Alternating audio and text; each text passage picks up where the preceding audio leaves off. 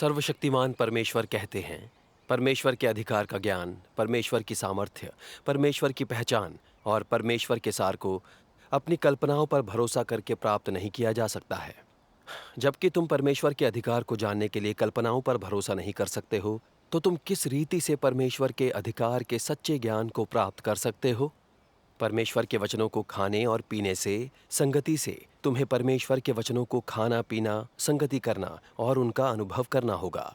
इससे तुम्हें उसकी समझ और ज्ञान प्राप्त होगा।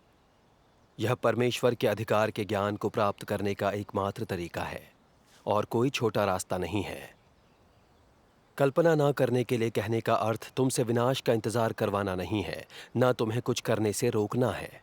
सोचने और कल्पना करने के लिए अपने मस्तिष्क का इस्तेमाल न करने का मतलब अनुमान लगाने को तर्क और विश्लेषण करने को ज्ञान का इस्तेमाल न करना, विज्ञान को आधार न बनाना, बल्कि समझना, जांच और प्रमाणित करना है कि जिस परमेश्वर में तुम विश्वास करते हो उसके पास अधिकार है, कि वह तुम्हारी नियति के ऊपर प्रभुता रखता है और उसका सामर्थ्य यह साबित करता है कि परमेश्वर के वचनों से, सत्य से और उन सब से जिनका तुम सामना करते हो वह स्वयं सच्चा परमेश्वर है। यही एकमात्र तरीका है जिसके द्वारा कोई भी व्यक्ति परमेश्वर की समझ को प्राप्त कर सकता है। आमीन। मैं सोचता था कि किसी बड़ी घटना या चमत्कार को देखकर ही परमेश्वर के अधिकार को जाना जा सकता है। परमेश्वर के अधिकार के बारे में मेरी समझ सच में सीमित थी। परमेश्वर के वचनों से मैंने देखा है कि उसके अधिकार को जानने के लिए उसके वचनों को रोज़मर्रा की ज़िंदगी में अनुभव करना बहुत ज़रूरी है। उसके वचनों को अनुभव करके हम हर चीज़ पर उसके अधिकार और प्रभुता को देख सकेंगे। इस तरह परमेश्वर में हमारी आस्था बढ़ती है। मैं इस बारे में अपना अनुभव बताना चाहूँगा। बहुत खूब। पिछले साल मेरे परिवार ने करीब 1/4 एकड़ में टमाटर उगाए थे। अचानक फसल पर भयंकर कीट संक्रमण हो गया और कीट फल, फूल और पत्तियां सब कुछ खा गए। मुझे बहुत फिक्र हुई। मैंने अपने परिवार से बात की कि कीड़ों से कैसे छुटकारा पाया जाए। कीटनाशक इस्तेमाल करने पर मिट्टी बर्बाद हो जाएगी और विषैली भी, जिससे उसमें उगाई हर चीज विषैली हो जाएगी। हमने उन्हें हाथ से पकड़ने की कोशिश की, पर उनकी आबादी तेजी से बढ़ती गई। हमने 3-4 दिन काम किया, मगर कोई फर्क नहीं पड़ा। उनकी संख्या बेतहाशा बढ़ गई। उनसे छुटकारा पाने के लिए मैंने और भी उपाय किए। जब यह हुआ तब मैंने परमेश्वर से प्रार्थना तो की थी, पर मैंने परमेश्वर के अधिकार और शासन को नहीं समझा था, इसलिए मेरे हृदय में उसके लिए जगह नहीं थी। मुझे नहीं पता था कि कैसे सच में परमेश्वर पर आश्रित हुआ जाए। ऐसे कीड़े से पहली बार मेरा सामना हुआ था। बरसों से खेती करता आ रहा हूँ और मेरे पास कीट नियंत्रण का भी काफी तजुर्बा है। मैंने सोचा हाथ पैर मारता रहूंगा तो हल मिल ही जाएगा। जितने भी उपाय मुझे पता थे एक एक करके सारे आजमा लिए। 6 या 7 उपाय आजमाए होंगे, मगर कोई नतीजा नहीं निकला। मैंने अपने जीवन में ऐसा ढीठ कीड़ा कभी नहीं देखा था। इससे पहले मैंने हर कीट संक्रमण पर काबू पाया था, लेकिन इस बार मैंने जितने भी उपाय किए वो सब के सब बेकार रहे। फिर मेरे एक दोस्त ने कहा, कृषि विश्वविद्यालय के एक प्रोफेसर ने बताया है कि नीम का तेल बढ़िया कीट निवारक है, तो मैं फौरन खरीद लाया, मगर उससे भी बात नहीं बनी। मैं सब करके हार गया था, मगर कोई हल नजर नहीं आ रहा था। अगले कुछ दिन मैं रोज सुबह अपनी फसल देखने जाता रहा। मैंने देखा कि कीट के कारण टमाटर के सभी पौधे खराब हो गए थे। कुछ पौधों के फूल गिर गए थे, कुछ की पत्तियां मुरझा गई थीं और कुछ में फल सड़ने लगे थे। मैं बहुत दुखी हुआ। टमाटर उगाने में भाई बहनों ने हर रोज मेरी मदद की। उन्होंने बहुत काम किया था, जाली बनाई, पौधों की काट छांट की, उन्हें खूंटों से बांधा। और जब टमाटर फलने फूलने लगे और लग रहा था कि बढ़िया फसल होगी, तो अचानक इन कीड़ों ने हमला कर दिया। मैं समझ गया कि इस साल की फसल बेकार जाएगी। पौधों को इस तरह से कीटों से लदा देखकर समझ नहीं आया क्या करूं। मेरे पड़ोसी वांग का खेती में काफी तजुर्बा था और उसे कीटों की अच्छी जानकारी भी थी, तो मैंने सोचा उसके पास कोई हल जरूर होगा। बिल्कुल। मैं उसके पास गया, मगर वो बोला, खेती करते 30 साल हो गए, मगर ऐसा कभी कुछ नहीं देखा। दिन में 3 बार कीटनाशक का छिड़काव कर रहा हूं, उससे टमाटर खत्म हो गए, मगर कीड़े नहीं मरे। एक दूसरा पड़ोसी झैंग मायूसी से बोला, मैंने तो 3-4 कीटनाशक मिलाकर इस्तेमाल किए थे, मगर कीड़े नहीं मरे। यह सब सुनकर मैं बहुत ही ज्यादा निराश हुआ। ये एक तरह का कीटों का प्लेग था और उनसे छुटकारा पाने का कोई तरीका नहीं था। लग रहा था कि मेरे सारे टमाटर बर्बाद हो जाएंगे। लाचार होकर मैंने परमेश्वर से प्रार्थना की, ओ परमेश्वर, मुझे नहीं पता कि मैं इस प्रकोप से कैसे निजात पाऊं। मुझे कुछ समझ नहीं आ रहा। कृपया मुझे राह दिखाएं ताकि मैं जान सकूं कि इसे कैसे अनुभव करना है और मुझे इससे क्या सबक सीखना है। किसी सभा में मैंने परमेश्वर के ये वचन पढ़े थे। मैं पढ़ूंगी। ठीक है। परमेश्वर की संप्रभुता और नियंत्रण के अधीन सभी चीजें उसके विचारों के अनुरूप अस्तित्व में आती हैं या अदृश्य हो जाती हैं। उन सब के जीवन कुछ नियमों द्वारा शासित होते हैं और वे उनके साथ बने रहते हुए बढ़ते हैं और बहुगुणित होते हैं। कोई भी मनुष्य या चीज इन नियमों के ऊपर नहीं है। आखिर ऐसा क्यों है? इसका एकमात्र उत्तर है परमेश्वर के अधिकार के कारण, या दूसरे शब्दों में तो परमेश्वर के विचारों और परमेश्वर के वचनों के कारण, क्योंकि स्वयं परमेश्वर यह सब करता है। अर्थात यह परमेश्वर का अधिकार और परमेश्वर का मन है जो इन नियमों को उत्पन्न करता है। यह उसके विचार के अनुसार स्थानांतरित होंगे एवं बदलेंगे, और ये सभी स्थानांतरण और बदलाव उसकी योजना के वास्ते घटित होंगे और गायब होंगे। उदाहरण के लिए महामारियों को ही लें। ये बिना चेतावनी के शुरू हो जाती हैं। कोई भी उनके उद्भव को या सही कारणों को नहीं जानता है कि वे क्यों होती हैं। और जब कभी भी कोई महामारी किसी निश्चित स्थान पर आती है तो अभिशप्त लोग विपत्ति से बच नहीं सकते हैं। मानव विज्ञान समझता है कि महामारियां खतरनाक सूक्ष्म रोगाणुओं के फैलने के द्वारा उत्पन्न होती हैं और उनकी गति, दायरे और प्रसारण के तरीके का पूर्वानुमान या नियंत्रण मानव विज्ञान के द्वारा नहीं किया जा सकता है। यद्यपि मानव जाति हर संभव तरीके से उनका प्रतिरोध करती है, फिर भी वे इस बात को नियंत्रित नहीं कर सकती है कि महामारियां अचानक आने पर कौन से लोग और पशु अपरिहार्य रूप से प्रभावित होते हैं। जो चीज मानव जाति कर सकती है वो है उनकी रोकथाम का प्रयास, उनका सामना और उन पर शोध। परंतु कोई भी उस मूल कारण को नहीं जानता जो किसी विशिष्ट महामारी के आरंभ और अंत को समझा सके, और कोई उन्हें नियंत्रित नहीं कर सकता है। किसी महामारी के उदय और फैलाव का सामना करते समय पहला उपाय जो मनुष्य करते हैं वह है कोई टीका विकसित करना। परंतु कई बार टीके के तैयार होने से पहले ही वो महामारी अपने आप ही खत्म हो जाती है। क्यों महामारियां अपने आप समाप्त हो जाती हैं? कुछ लोग कहते हैं कि रोगाणुओं को नियंत्रण में लाया जा चुका है। अन्य लोग कहते हैं कि ऋतुओं में बदलाव के कारण वे समाप्त हो जाती हैं। जहाँ तक ये बात है, ये अटकलबाजियां विश्वास योग्य हैं या नहीं, विज्ञान कोई स्पष्टीकरण प्रस्तुत नहीं कर सकता, न सटीक उत्तर दे सकता है। जिसका मानव जाति सामना करती है वह न केवल ये अटकलबाजियां हैं, बल्कि महामारियों के बारे में मानव जाति की समझ की कमी और उसका भय है। अंतिम विश्लेषणों में कोई नहीं जानता है कि क्यों ये महामारियां शुरू होती हैं या क्यों वे समाप्त हो जाती हैं, क्योंकि मानव जाति का विश्वास केवल विज्ञान में है। वह पूरी तरह से इस पर ही आश्रित है, किंतु वह सृजनकर्ता के अधिकार को नहीं पहचानती है या उसकी संप्रभुता को स्वीकार नहीं करती है। इसलिए उसके पास कभी कोई उत्तर नहीं होगा। आमीन। आमीन। परमेश्वर सभी चीजों पर शासन करता है। सब कुछ उसके हाथ में है, छोटा हो या बड़ा, दृश्य हो या अदृश्य, जिंदा हो या फिर मुर्दा। सब कुछ परमेश्वर की मर्जी के मुताबिक आता या जाता है। हर आपदा परमेश्वर के शासन के अधीन होती है। सच है। लोग नहीं जानते कि प्लेग या कीट प्लेग कहाँ से आती है या फिर उन्हें किस तरह से रोका जाए। हमें यह भी नहीं पता कि वे कब गायब होंगी। इन सब पर सिर्फ परमेश्वर का शासन है। मगर मैंने वास्तव में परमेश्वर के अधिकार और प्रभुता को नहीं समझा था। इसलिए जब कीड़ों ने मेरे टमाटरों को संक्रमित किया तो मैं फौरन परमेश्वर को ढूंढने के लिए उसके समक्ष नहीं आया, बल्कि अपने तरीकों से हल ढूंढने की कोशिश करता रहा। वो सब बेकार रहा। फिर भी मैं परमेश्वर की शरण में नहीं गया या उसका सहारा नहीं लिया। जब कीटनाशकों ने काम नहीं किया तो मुझे मायूसी और लाचारी महसूस हुई।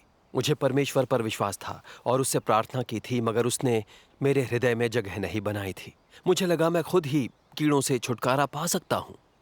मैं कितना अभिमानी और अज्ञानी था। फिर मुझे एहसास हुआ कि उनका आना और जाना तो सिर्फ परमेश्वर तय करता है, ये हमारे बस के बाहर है। मुझे तब भी समझ नहीं आया कि उस कीट संक्रमण में परमेश्वर की क्या इच्छा थी, पर यह जानता था कि मुझे अपना काम करना है और कीटों को परमेश्वर पर छोड़ देना है।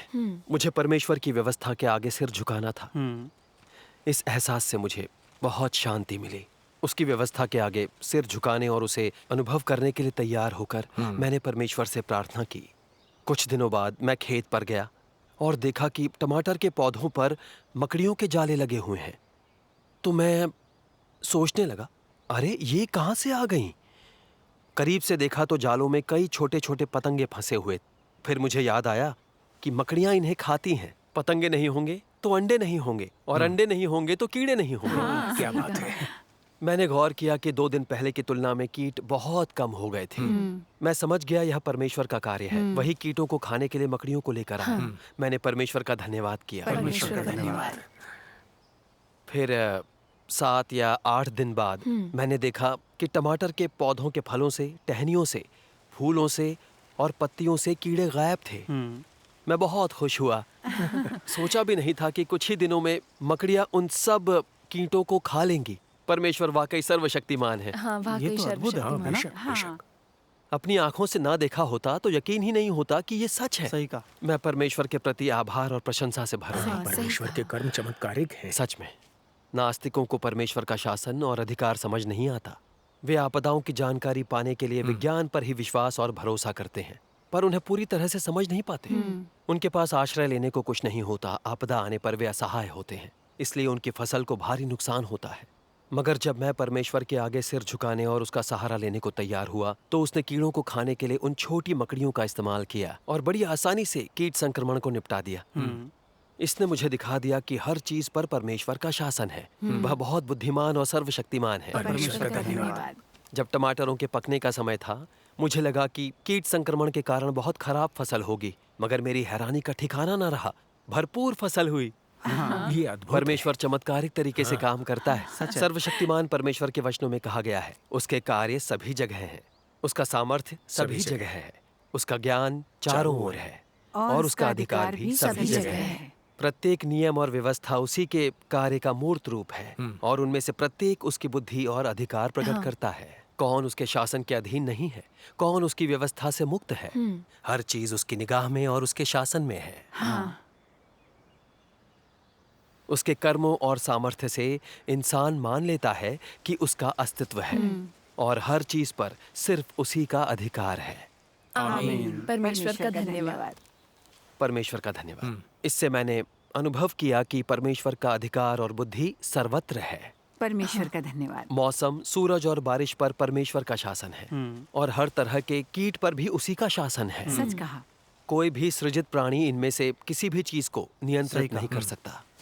परमेश्वर की रचना के कण कण में और सभी चीजों के प्रबंधन में हम परमेश्वर के असाधारण अधिकार को देख सकते हैं। आमीन। वह बहुत बुद्धिमान और सर्वशक्तिमान है। सही कहा। मैंने खुद से कहा कि भविष्य में चाहे जो भी हो, मुझे परमेश्वर पर भरोसा करना है और उसके कर्मों को बेहतर तरीके से समझना है। आमीन। 2 महीने बाद हमने अपने खेत में चौलाई बोई और कुछ हफ्तों बाद बढ़िया हरे पौधे निकल आए। तो मैंने सोचा कि चलो बढ़िया फसल होगी। मगर एक सुबह मेरी बीवी ने बताया कि पौधों पर डायमंड बैग पतंगे का लार्वा लगा हुआ है और मुझे उससे निपटने को कहा। ये सुनकर मैं बहुत ज्यादा डर गया। ये लार्वा बहुत फुर्तीला होता है और उसे हाथ से पकड़ना मुश्किल होता है। वो बहुत तेजी से प्रजनन करते हैं, 1 या 2 दिन में ही विकसित हो जाते हैं। एक बार वो हमारे तरबूजों की फसल पर भी आ गए थे। मैंने दर्जनों चीजें आजमा ली थी, मगर कोई भी कारगर साबित नहीं हुई। 2-1 दिनों में ही वे हमारी सब्जियों को चट कर गए और हमारा लहलहाता बगीचा चौपट हो गया था। मुझे बहुत ही फिक्र होने लगी थी कि कहीं 2 दिन में ही वे हमारी सारी चौलाई चट ना कर जाएं। समझ नहीं आ रहा था क्या करूं। मैंने परमेश्वर से प्रार्थना की कि मेरा मार्गदर्शन करें ताकि मैं उसकी इच्छा को समझ सकूं। फिर मैंने परमेश्वर के वचनों में यह पढ़ा।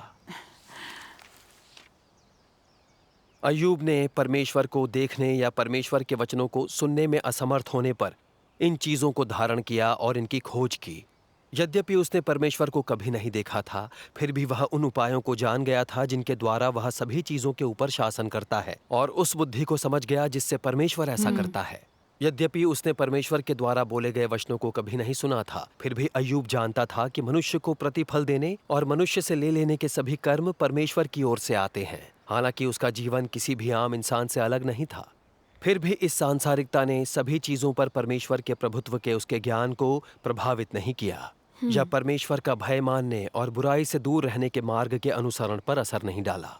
उसकी नजरों में सभी चीजों के नियम परमेश्वर के कार्यों से भरे हुए थे, और परमेश्वर की संप्रभुता को व्यक्ति के जीवन के किसी भी भाग में देखा जा सकता था। उसने परमेश्वर को नहीं देखा था, परंतु वह यह एहसास कर पाता था कि परमेश्वर के कर्म हर जगह हैं, और पृथ्वी पर अपने साधारण समय के दौरान अपने जीवन के हर कोने में वह परमेश्वर के असाधारण और चमत्कारिक कर्मों को देख पाता था, और परमेश्वर की चमत्कारिक व्यवस्थाओं को देख सकता था। सही कहा। परमेश्वर की गोपनीयता और खामोशी ने अय्यूब के द्वारा परमेश्वर के कर्मों के एहसास को बाधित नहीं किया, न ही इसने सभी चीजों के ऊपर परमेश्वर की संप्रभुता के उसके ज्ञान को प्रभावित किया। उसका जीवन हर चीज में छुपे परमेश्वर की संप्रभुता और व्यवस्थाओं का वो एहसास था जो उसे दैनिक जीवन में हुआ। उसने परमेश्वर के वचनों और उसके हृदय की वाणी को भी सुना और समझा, जिन्हें परमेश्वर शांत रहकर सभी चीजों की व्यवस्था पर प्रभुत्व रखते हुए व्यक्त करता है। तो तुम देखो कि यदि लोगों के पास अय्यूब के समान ही मानवता और खोज हो, तो वे अय्यूब के समान एहसास और ज्ञान प्राप्त कर सकते हैं, और अय्यूब के समान ही सभी चीजों के ऊपर परमेश्वर की संप्रभुता की समझ और ज्ञान को अर्जित कर सकते हैं। आमीन। मैंने परमेश्वर के वचनों में देखा कि अय्यूब ने अपने दैनिक जीवन में परमेश्वर के अधिकार, उसके शासन और सर्वशक्तिमत्ता को समझने पर ज्यादा ध्यान दिया। इसके जरिए उसने देखा कि सब कुछ परमेश्वर से आता है। सभी चीजों और मानव जाति के भाग्य पर परमेश्वर का शासन और नियंत्रण है। आमीन। अय्यूब को इस बात पर कोई संदेह नहीं था कि उसका धन परमेश्वर के आशीष और शासन के ही कारण है, और वह उसकी मेहनत से उसके पास नहीं आया। सही कहा। जब उसका धन छिन गया, तब उसे विश्वास था कि परमेश्वर की अनुमति से ही वैसा हुआ है। जो दिया और लिया जाता है वह परमेश्वर द्वारा शासित और निर्धारित होता है। इसलिए उसने शिकायत नहीं की, बल्कि परमेश्वर की प्रशंसा की। मगर जब ऐसा कुछ हुआ जो मुश्किल था या मुझे नापसंद था, मैं उसे स्वीकार ना कर सका और परमेश्वर के आगे सिर ना झुका सका। मैंने देखा कि परमेश्वर ने मेरे हृदय में जगह नहीं बनाई थी और मुझ में आस्था की कमी थी। इस ख्याल से मैं बहुत शर्मिंदा हुआ, और मैं समझ गया कि यह परमेश्वर की इजाजत से हो रहा है। वो चाहता था कि मैं उसकी सर्वशक्तिमत्ता और शासन को जानूं और अपने दैनिक जीवन में वास्तव में उसके आगे सिर झुकाऊं। हाँ। कीटों से छुटकारा पाना और चौलाई की अच्छी फसल होना सब परमेश्वर के हाथ में था। एक पुरानी कहावत है, जुताई इंसान के हाथ में है, फसल परमेश्वर के हाथ में है। पता था मुझे अनुभव को स्वीकार करना चाहिए, परमेश्वर की व्यवस्था के आगे सिर झुकाना सीखना चाहिए। आमीन। हाँ, ऐसा ही करना सही। चाहिए। इस ख्याल से मुझे काफी राहत मिली और मैंने मन ही मन परमेश्वर से प्रार्थना की, ओ परमेश्वर, मुझे विश्वास है कि यह तुम्हारे हाथ में है कि चौलाई की फसल कितनी अच्छी हो। मैं अपनी योजनाओं और चिंताओं को छोड़ दूंगा। इस माहौल में तुम्हारी आज्ञा का पालन करूंगा। उसके बाद हमने लार्वा से निजात पाने के लिए कुछ चीजों को आजमाया, मगर किसी से बात नहीं बनी। मैंने धैर्य नहीं खोया। मैं जानता था कि अगर फसल अच्छी ना भी हुई तो वह परमेश्वर की इच्छा होगी। मैंने उसकी व्यवस्था के आगे अपना सिर झुका दिया। आमीन। 2-1 दिन के बाद मैं खेत में गया तो मैंने देखा कि गौरैयों के झुंड चौलाई पर लगे कीड़े खा रहे हैं। मैं ये देखकर बहुत हैरान रह गया कि एक बार फिर परमेश्वर ने मुझे राह दिखाई और उस समस्या का हल निकाला जिसे मैं सुलझा नहीं सका। परमेश्वर का धन्यवाद। मैंने परमेश्वर का आभार मनाया, परमेश्वर का धन्यवाद। और 2 दिनों में गौरैयों ने सारा लार्वा खा लिया। हम बहुत खुश हुए, बार बार परमेश्वर का धन्यवाद किया। परमेश्वर वाकई सर्वशक्तिमान है। ये आश्चर्यजनक है। परमेश्वर लार्वा खाने के लिए गौरैया को लाया। वाह। फिर मैंने परमेश्वर के वचनों में यह पढ़ा, जब परमेश्वर ने सभी चीजों की सृष्टि की तब उसने उन्हें संतुलित करने के लिए, पहाड़ों और झीलों के वास की स्थितियों को संतुलित करने के लिए, पौधों और सभी प्रकार के पशुओं, पक्षियों, कीड़ों मकोड़ों के वास की स्थितियों को संतुलित करने के लिए सभी प्रकार की पद्धतियों और तरीकों का उपयोग किया। उसका लक्ष्य था कि सभी प्रकार के प्राणियों को उन नियमों के अंतर्गत जीने और बहुगुणित होने की अनुमति दे जिन्हें उसने स्थापित किया था। सृष्टि की कोई भी चीज इन नियमों के बाहर नहीं जा सकती है और उन्हें तोड़ा नहीं जा सकता है। केवल इस प्रकार के मूल वातावरण के अंतर्गत ही मनुष्य पीढ़ी दर पीढ़ी सकुशल जीवित रह सकते हैं और बहुगुणित हो सकते हैं। आमीन। आमीन। मैंने परमेश्वर के वचनों से देखा कि जब उसने सब चीजों की रचना की थी, उसने हर तरह से उनकी आजीविका की स्थितियों को संतुलित किया था ताकि उसके शासन के अधीन हर सजीव वस्तु बेहद व्यवस्थित तरीके से रहे और अपनी संतति बढ़ाए, हाँ। एक दूसरे को सहारा देते हुए, जैसा परमेश्वर ने तय किया है। परमेश्वर के बनाए इन नियमों का कोई उल्लंघन नहीं कर सकता। परमेश्वर ने पारिस्थितिक संतुलन के लिए सभी जानवरों, पौधों और कीटों को बनाया, हमारे सजीव पर्यावरण की रक्षा करने और उसे स्थिरता प्रदान करने के लिए। आमीन। परमेश्वर का धन्यवाद। परमेश्वर की ऐसी व्यवस्थाओं और उसके बनाए नियमों के बिना जानवरों और कीटों में पूरी तरह से अराजकता फैल जाती और उससे हमारे जीवन में भी अराजकता फैल जाती। हम बच ना पाते। सही कहा। परमेश्वर के विवेचन में कोई मीन मेख नहीं है। सभी चीजें उसके महान सामर्थ्य, बुद्धि, दृढ़ता और इन सब से बढ़कर आमीन। मानव जाति के लिए उसके प्रेम को प्रकट करती हैं। हाँ, परमेश्वर के कर्म हर जगह प्रत्यक्ष हैं। सही कहा। जैसे हमने देखा कि हमारी सब्जियों पर लगे कीटों का कोई भी हल नहीं था, मगर परमेश्वर ने उन्हें खाने के लिए गौरैयों और मकड़ियों का इस्तेमाल किया ताकि हम परमेश्वर के दिए भोजन का लुत्फ उठा सकें। परमेश्वर की बनाई हर चीज का अपना उद्देश्य होता है। छोटी मकड़ियों और गौरैयों तक का भी अपना उद्देश्य है। परमेश्वर पर्यावरण के संतुलन में उनका इस्तेमाल करता है। परमेश्वर सभी चीजों का आपसी संबंध बनाता है ताकि हम बेहतर तरीके से जी सकें। हाँ, परमेश्वर वाकई सर्वशक्तिमान हाँ, है। बिल्कुल है। फिर एक बार हमारी सब्जियों में काले कीट और बदबूदार कीड़े आ गए। मैंने परमेश्वर से प्रार्थना की। फिर ख्याल आया कि इन कीड़ों का प्राकृतिक दुश्मन है मेंढक। तो हमने खेत में 5 मेंढक छोड़ दिए और सिर्फ 2 महीनों में ही वो 5 से 30 हो गए। कीड़े कम होते गए और अब हमारी फसल शानदार हुई। मैंने इसके लिए परमेश्वर का बेहद आभार जताया। हाँ, मुझे परमेश्वर के वचन याद आए। यद्यपि यह वाक्यांश परमेश्वर का अधिकार अथाह प्रतीत हो सकता है, फिर भी परमेश्वर का अधिकार बिल्कुल भी काल्पनिक नहीं है। वह मनुष्य के जीवन के प्रत्येक क्षण में उसके साथ है और प्रतिदिन उसकी अगुवाई करता है। इसलिए हर मनुष्य दिन प्रतिदिन के अपने जीवन में आवश्यक रूप से परमेश्वर के अधिकार के अत्यंत साकार पहलू को देखेगा और अनुभव करेगा। यह साकारता इस बात का पर्याप्त प्रमाण है कि परमेश्वर का अधिकार असलियत में मौजूद है, और यह इस तथ्य को पहचानने और समझने की अनुमति देता है कि परमेश्वर इस अधिकार को धारण करता है। आमीन। आमीन। परमेश्वर का धन्यवाद। मैं सोचा करता था कि परमेश्वर के अधिकार को समझने के लिए मेरे साथ कोई बड़ी घटना होनी चाहिए, इसलिए मैंने अपने दैनिक जीवन की छोटी छोटी बातों में इसे अनुभव करने की ओर ध्यान नहीं दिया। उसके बाद मैंने देखा कि परमेश्वर के अधिकार को समझना उतना मुश्किल नहीं है जितना मैंने सोचा था। सही कहा। उसका अधिकार और सामर्थ्य हमेशा प्रत्यक्ष है और हमारे दैनिक जीवन में हमारे साथ होते सही हैं। है। सही है। चाहे कोई बात बड़ी हो या छोटी, उसके वचनों को अनुभव करने की ओर ध्यान देने पर हम उसके अधिकार को देख सकते हैं। आमीन। हाँ, ये सही उन बात महीनों की ओर मुड़कर देखें जब कीट संक्रमण से मेरा सामना हुआ। पहले मैं अपने तजुर्बे और वैज्ञानिक ज्ञान पर भरोसा करना ही जानता था, मगर उससे मुझे कोई लाभ नहीं हुआ। सच में। जब मैंने सिर नवाया और परमेश्वर के वचनों को अनुभव किया, मैंने उसके कर्मों को देखा, उसके अधिकार और प्रभुता की व्यावहारिक समझ हासिल की। परमेश्वर में मेरी आस्था भी बढ़ी। परमेश्वर का धन्यवाद। परमेश्वर परमेश्वर का धन्यवाद। परमेश्वर का हम धन्यवाद। अपने जीवन में परमेश्वर के कर्मों को देख सकते हैं।